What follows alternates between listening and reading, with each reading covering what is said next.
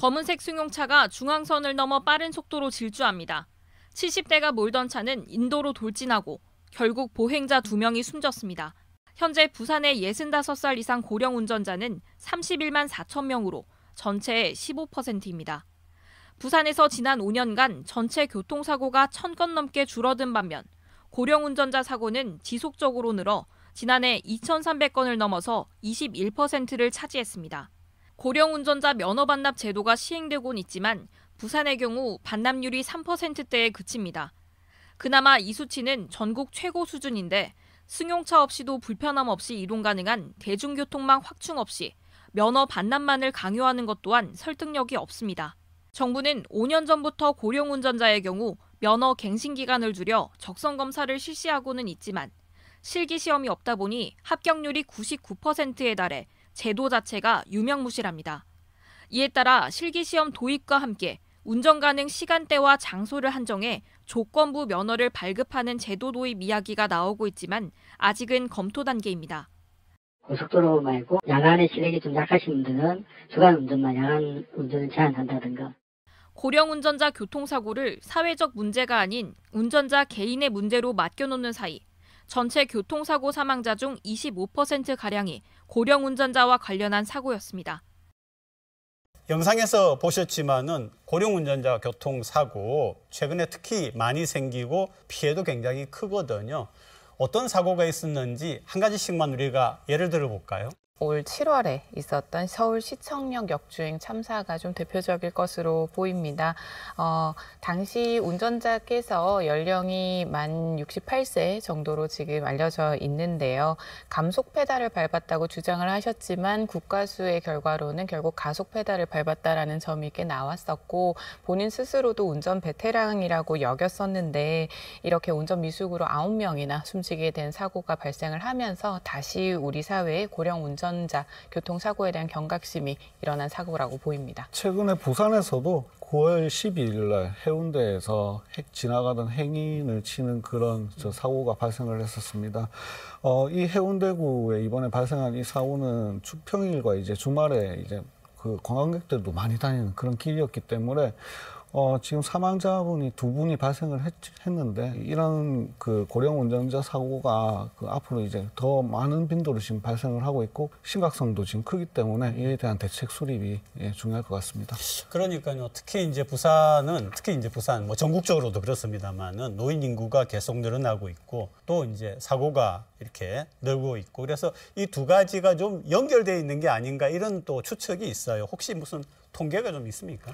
우선 전년도 기준 전체 교통사고를 좀 보면 11,267건이 있었습니다. 이 중에서 국내 65세 이상으로 저희가 고령 운전자를 분류를 하고 있는데요. 이 고령 운전자 교통사고 같은 경우는 전체 사고의 20.3%에 해당을 한다고 합니다. 이제 부산 같은 경우는 전년도 기준으로 해서 2,356건이 고령 운전자 교통사고로 분류되는 사고가 있어 왔습니다. 서울 다음 수준이기는 합니다. 이 부분에서 저희가 조금 더 주요하게 보아야 할 점은 65세 이상 고령 운전자로 분류가 되기 때문에 만 75세 이상으로 저희가 좀 별도로 운전면허에 대한 갱신이 좀 엄격하게 이루어지는 연령대와 64세에서 74세 정도로 분류가 되는 활동성 있는 중장년층과 노령 인구에 대한 부분에서도 사고가 조금 더 면밀하게 좀 분석이 될 필요는 있어 보입니다.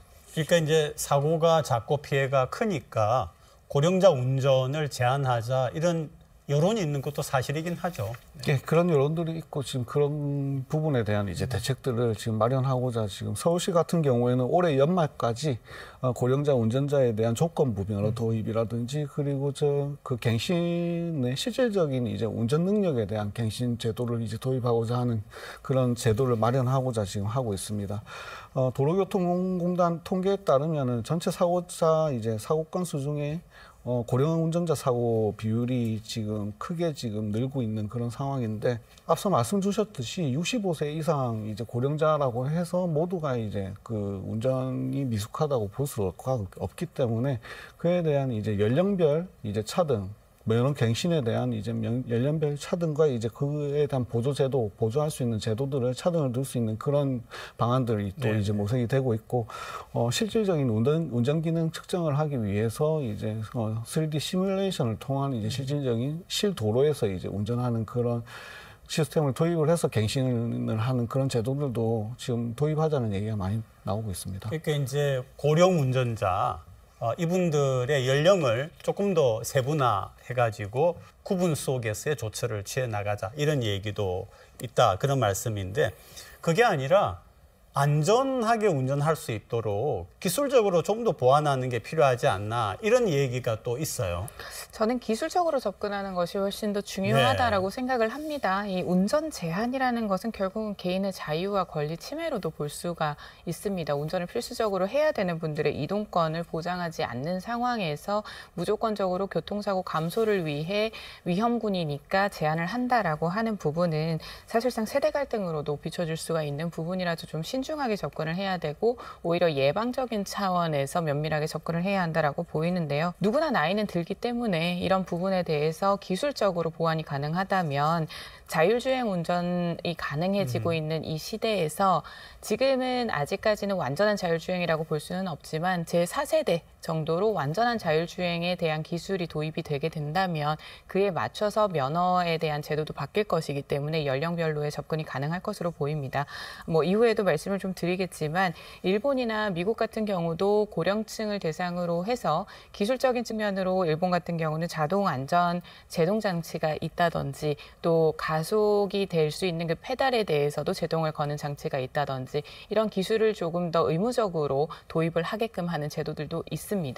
계속해서 자동차 시장도 그리고 모빌리티 사업도 발전을 할 것이기 때문에 이런 부분은 기대할 수 있는 측면이 있습니다. 그러니까 지금 일본 얘기를 하셨는데 미국이나 유럽 같은 경우에는 좀 그런 어떤 안전 장치를 하는 그런 시도가 없습니까? 이제 일본에서 지금 하고 있는 제도가 이제 서포트카 S라는 그런 차를 S. 네. 고령 운전자들이 이제 신차를 구매할 때 그런 안전 장치가 있는 차를 구매할 수 있도록 하는 그런 제도인데 이런 제도들이 이제 일본에서는 지금 시행을 하고 있고 미국이나 이런 다른 국가에서도 이런 제도들을 지금 도입하기 위해서 노력을 하고 있는 걸로 알고 있습니다.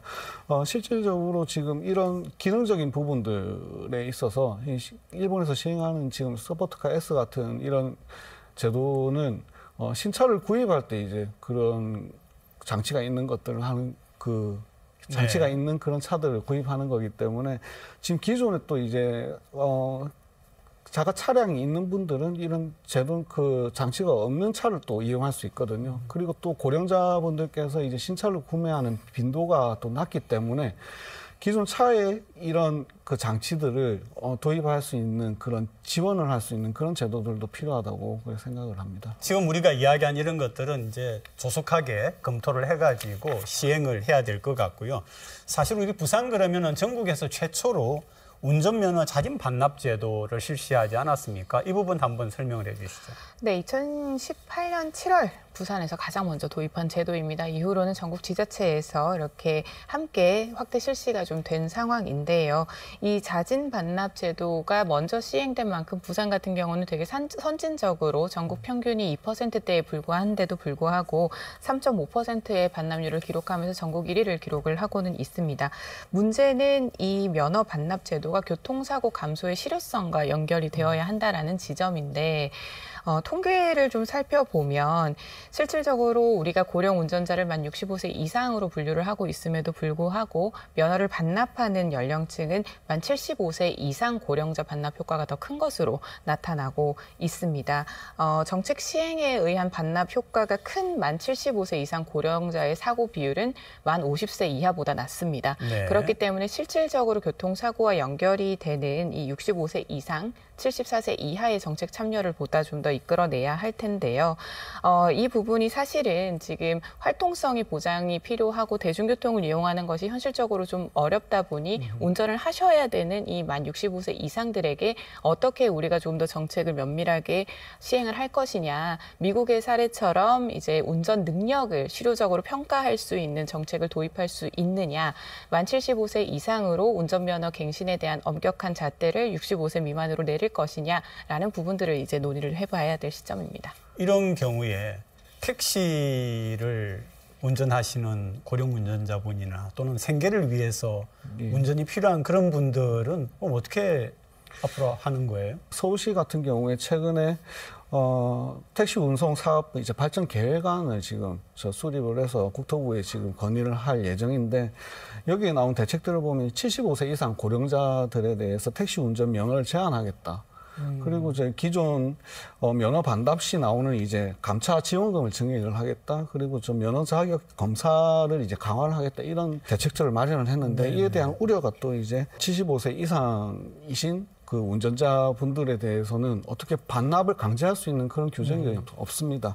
그래서 근본적인 해결책이 안 된다는 것과, 이제 그리고 연령 제한으로 오히려 이제 택시 면허 가격이 뛰어버리는 그런 현상이 발생할 것에 대한 이런 우려들이 지금 있는 상황입니다. 전국에서 23년 기준으로 해서 60세 이상의 자영업자가 200만 명을 처음으로 넘어섰습니다. 이 안에는 개인 택시와 운수업, 택배업들도 다 포함이 되어 있습니다. 상대적으로 은퇴 이후에 재취업이 진입 장벽이 낮은 측면이기 때문에 많이들 이제 유입이 되시는데요. 앞서서도 말씀을 드렸지만 결과적으로는 안전에 대한 보장과 실질적인 운전 능력을 검사할 수 있어야 된다는 부분이 있기 때문에 임시 고령자 강습이나 그리고 이게 실질적으로 자격 유지가 가능한지에 대해서 조금 더 면밀하게 미국처럼 찾아가는 뭐 시력 서비스라든지 여러 가지를 좀 해볼 필요가 있을 것 같습니다.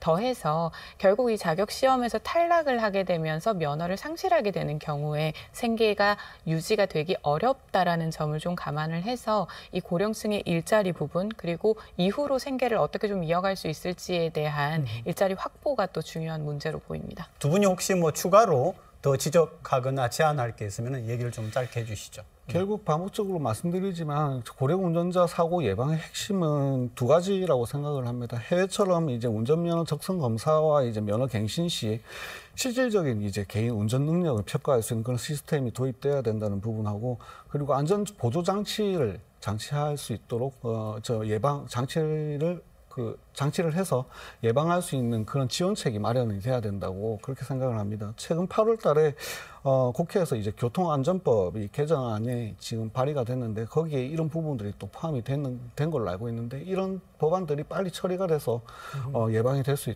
있었으면 하는 바람입니다.